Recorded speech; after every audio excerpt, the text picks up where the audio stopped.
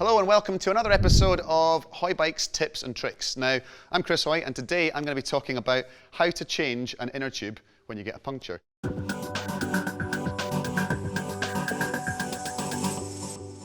Now, this is one of the most common things I get asked by people. How do you change a tyre? How do you change the tube? It's really simple, but there is a very sort of important way to do it correctly. So, first of all, you've got to get the wheel out of the frame.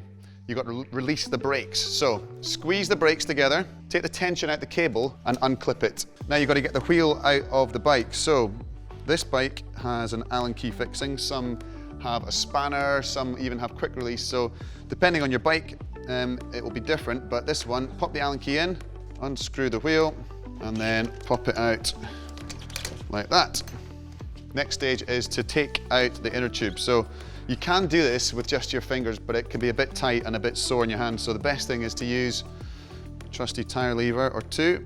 Now you always start away from the valve. Now these tyre levers have little hooks, they hook onto the spokes there. Now you run the tyre lever the whole way around and that should release nice and easily. And again, you start opposite the valve, take the tube out, the one with the puncture. Now before you put the new tube back in, it's really important you check that there isn't a thorn or something sharp that's sticking into the tyre that caused the puncture in the first place. So be careful how you do this because you could cut your hand, but very slowly and carefully run your hand around the inside of the tyre and make sure there's nothing sharp there that's going to cause the puncture. So we're going to get the new tube, and we're going to find the valve hole up here. You're going to pop it back in. Now it's much easier for the tube to properly fit in the rim if you give it a little bit of air. Not fully inflate it, but just give it a little bit. Now the opposite of taking the tube off, you actually want to start with the valve when you're putting everything back together. So there's the valve there. You want to seat the tube nicely inside the tyre there. Turn it around. Now this is the bit where you kind of sit it in, you're above your belt line and just slowly work your way around. Now these tyres aren't too tight, these are quite easy, quite nice to get on. Some tyres it'll be a big old effort to force it on.